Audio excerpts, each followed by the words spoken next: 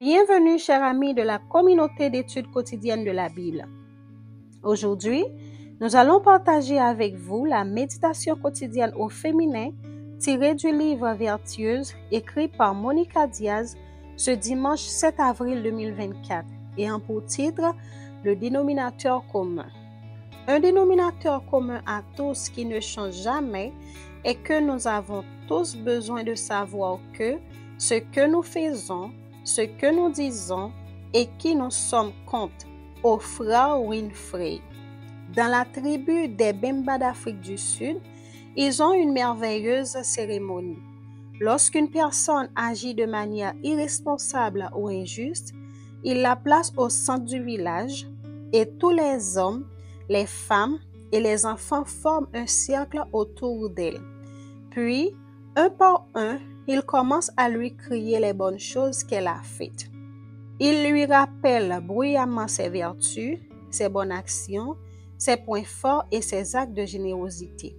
Et la cérémonie ne se termine pas avant que chacun ait fait autant de commentaires positifs qu'il peut sur la personne en question. À la fin, le cercle tribunal se rompt et la personne est acceptée dans la tribu. Quelle manière puissante de réguler quelqu'un qui filtre dangereusement avec le mal. Elle est tout à fait en phase avec cette déclaration du psychiatre américain Bruce Perry. Sans lien avec des personnes qui se soucient de nous et nous soutiennent, il nous est presque impossible de rester à l'écart d'une forme malsaine de récompense et de régulation.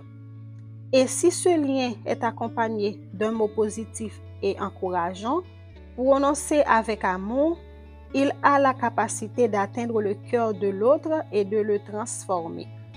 L'un des meilleurs moyens d'inciter une personne à accepter le pardon du Christ et de son prochain, en laissant derrière elle tout sentiment de culpabilité et de honte, c'est de lui adresser des paroles positives et affectueuses, des mots qui caressent et bénissent, des mots qui reconstruisent. Malheureusement, nous vivons dans une culture où les mots de soutien sont rares et les mots de disqualification nombreux. Il est important de contrecarrer ce déséquilibre. Notre Dieu est un Dieu d'affirmation, dont l'amour se traduit par des mots qui motivent.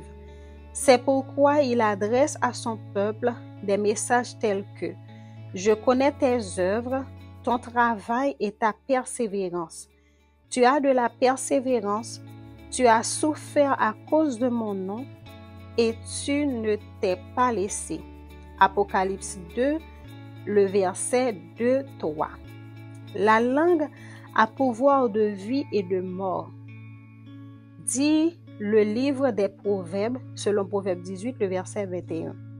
Utilisons des mots positifs qui feront sortir le frère déchu de la poussière, le ramenant à une vie de dignité et de liberté émotionnelle. Des mots qui sont sincères et qui mènent à Dieu, pas à l'orgueil. Des mots qui sont comme une caresse qui dit « Guéris, guéris, petit queue de grenouille ». Car nous avons tous besoin de guérir d'une blessure. Des paroles aimables sont comme le miel. Elles sont douces pour le cœur, elles font du bien au corps. Proverbe 16, le verset 24. Nous vous souhaitons une agréable journée. Au revoir.